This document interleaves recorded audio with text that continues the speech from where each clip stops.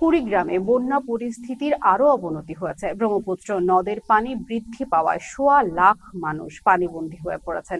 শত শত ঘরবাড়ি পানিতে নিমজ্জিত রয়েছে। এতে বন্যা দুর্গতরা উঁচু স্থানে ও ফ্লাড সেন্টারে অবস্থান নিয়েছেন।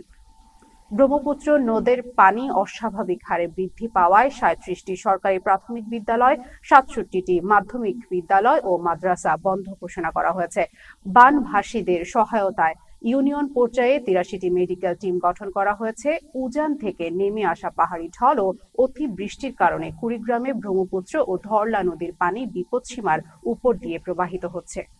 আমাদের রাজীবপুরের চররাজীবপুর উপজেলায় পুরো এলাকায় পানি দিয়ে প্লাবিত হয়ে গেছে। এখানে মানুষের গবাদি পশু, হাঁস মুরগি, গরু ছাগল এগুলো নিয়ে খুব বিপদের মুখে আছে। উঠানে পানি, ঘরে পানি, আন্দাবাড়ি করা খাইলে না খায় আমরা আইসি কিছু আমরা পাই নাই। ঘরে পানি উঠছে মানে নাইশাল উঠছে, চুলা চুলা ব্যাগ ভিজাই ইয়া গেছে। উঠানে পানি ঘরে সড়ক দেওয়া দেখান না বন্যা গেছে। এখন উজরা গেল গা, কই থাকমু কিসে মাছার ছাগল বেড়ার কষ্ট, মানুষজনের কষ্ট। ইতিমধ্যে বন্যার পানি উপজেলা প্রবেশ করেছে এবং বিভিন্ন নয়ারচর, কোদালকাটি, মোহনগঞ্জ, রাজীবপুর সমস্ত এলাকা পানিবন্দী মানুষগুলোকে ত্রাণ বিতরণ করা লাগবে। উপজেলার পক্ষ থেকে ইউনো মহোদয় ইতিমধ্যে ত্রাণ বিতরণ করেছেন এবং যারা বাকি আছে তাদের মাঝে আমরা উপজেলার পক্ষ থেকে ত্রাণ বিতরণ করব। দর্শক, এই ব্যাপারে বিস্তারিত জানাতে আমাদের সাথে যুক্ত হয়েছেন কুড়িগ্রাম থেকে রফিকুল ইসলাম এবং জামালপুর থেকে শামীম হোসেন। আমরা প্রথমেই চলে যাচ্ছি রফিকুল ইসলামের কাছে। রফিকুল, কুড়িগ্রামে এখন কত মানুষ পানিবন্দী আছেন এবং এতে প্রশাসনের তৎপরতা কি আমাদের একটু জানাবেন?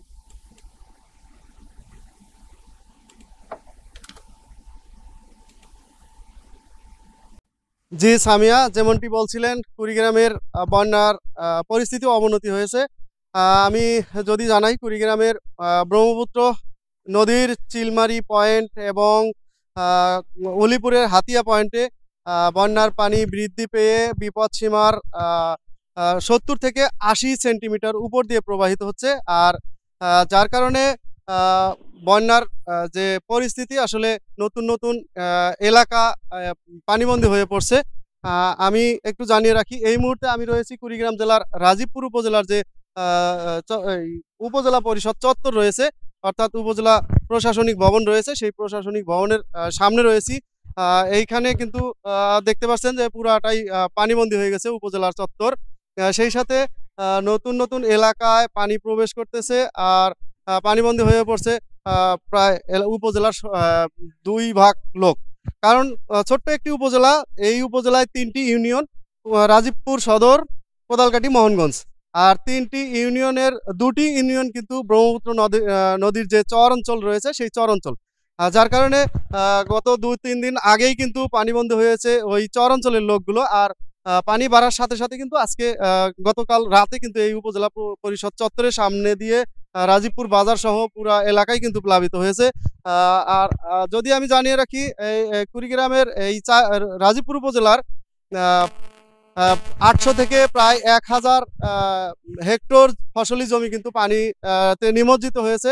এছাড়া সাধারণ মানুষ গবাদি পশু নিয়ে নানান সমস্যা রয়েছে। চরের যে বাড়িঘরগুলো রয়েছে সেইখানে কিন্তু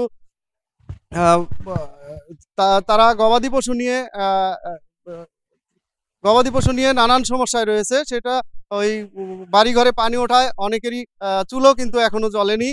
তারা শুকনো খাবারের অভাবে রয়েছে, বিশুদ্ধ পানির অভাবে রয়েছে। যার ফলে আমি উপজেলা নির্বাহী কর্মকর্তার সাথে কথা বলেছি, তিনি জানিয়েছে যে তারা কিন্তু আজকে সকালে কথা হয়েছে, ত্রাণ সামগ্রী বিতরণের জন্য 500 প্যাকেট কিন্তু তারা প্রস্তুত রেখেছে। তারা বের হয়ে যাচ্ছে। উপজেলা চেয়ারম্যান শফিউল আলম, নির্বাহী কর্মকর্তা এবং ভাইস চেয়ারম্যান সহ তারা কিন্তু আজকে সেগুলো বিতরণ করছে বিভিন্ন চর এলাকায় নৌকা দিয়ে। জি রফিকুল, ধন্যবাদ আপনাকে। দর্শক, জামালপুর থেকে আমাদের সাথে যুক্ত আছেন শামীম হোসেন। আমরা এখন চলে যাব শামীম হোসেনের কাছে। শামীম হোসেন, নদ নদীর পানি বৃদ্ধি কি অব্যাহত আছে কিনা আমাদের জানাবেন এবং বন্যার্থদের আশ্রয় কেন্দ্রে নেওয়ার জন্য প্রশাসনের কি তৎপরতা? উজান থেকে নেমে আসা পাহাড়ি ঢল আর টানা কয়েকদিনের ভারী বর্ষণে জামালপুরের যমুনা ব্রহ্মপুত্র নদীর পানি বৃদ্ধি পাচ্ছে, ফলে নতুন নতুন এলাকা বন্যার পানিতে প্লাবিত হচ্ছে। জামালপুরের দেওয়ানগঞ্জ উপজেলায় বাহাদুরাবাদ ঘাট পয়েন্টে যমুনা নদীর পানি বৃদ্ধি পেয়ে বিপদসীমার 93 সেন্টিমিটার উপর দিয়ে প্রবাহিত হচ্ছে। এতে জামালপুর জেলার 5 উপজেলার দেওয়ানগঞ্জ, ইসলামপুর, মেলান্দ, মাদারগঞ্জ, সরিষাবাড়ি উপজেলার 14টি ইউনিয়নের নিম্নাঞ্চল বন্যার পানিতে প্লাবিত হয়েছে। পানিবন্দী হয়ে আছে প্রায় 30,000 মানুষ। পানি বেড়ে যাওয়ায় ইতিমধ্যে তীরবর্তী ইউনিয়নের নতুন নতুন এলাকা প্লাবিত হচ্ছে। এতে ফসলি জমি, ঘরবাড়ি, পুকুর, গ্রামীণ রাস্তাঘাট বন্যার পানিতে ডুবে গেছে। পানিবন্দী মানুষেরা তাদের প্রয়োজনীয় জিনিসপত্র, গরু ছাগল নিয়ে বিভিন্ন আশ্রয় কেন্দ্রে উঁচু স্থানে আশ্রয় নিচ্ছে। এর মধ্যে পানির প্রচণ্ড চাপে ভেঙে গেছে দেওয়ানগঞ্জ সানন্দবাড়ি ও দেওয়ানগঞ্জ খোলাবাড়ির পাকা সড়ক। সড়কের ওই ভাঙা অংশ দিয়ে হু হু করে ঢুকছে বন্যার পানি। ফলে দেওয়ানগঞ্জ উপজেলা সদরের সঙ্গে বিচ্ছিন্ন হয়ে পড়েছে কয়েক ইউনিয়নের সড়ক যোগাযোগ ব্যবস্থা। বন্যা মোকাবেলায় জেলা প্রশাসকের পক্ষ থেকে সব ধরনের প্রস্তুতি গ্রহণ করা হয়েছে। বন্যার্তদের আশ্রয়ের জন্য 135টি আশ্রয়কেন্দ্র প্রস্তুত রাখা হয়েছে। জেলা ত্রাণ ও পুনর্বাসন কর্মকর্তা আলমগীর হোসেন জানিয়েছেন, ইতিমধ্যেই বন্যার্তদের জন্য 190 মেট্রিক টন জিয়ার চাল বরাদ্দ দেওয়া হয়েছে এবং 2,500টি শুকনো খাবারের প্যাকেট বরাদ্দ দেওয়া হয়েছে। আর পানি উন্নয়ন বোর্ডের কর্মকর্তা জানিয়েছেন আরও 2 থেকে 3 দিন এই বন্যার পানি বাড়তে পারে বলে তিনি আমাকে জানিয়েছেন। এই ছিল জামালপুর থেকে সর্বশেষ বন্যার পরিস্থিতি।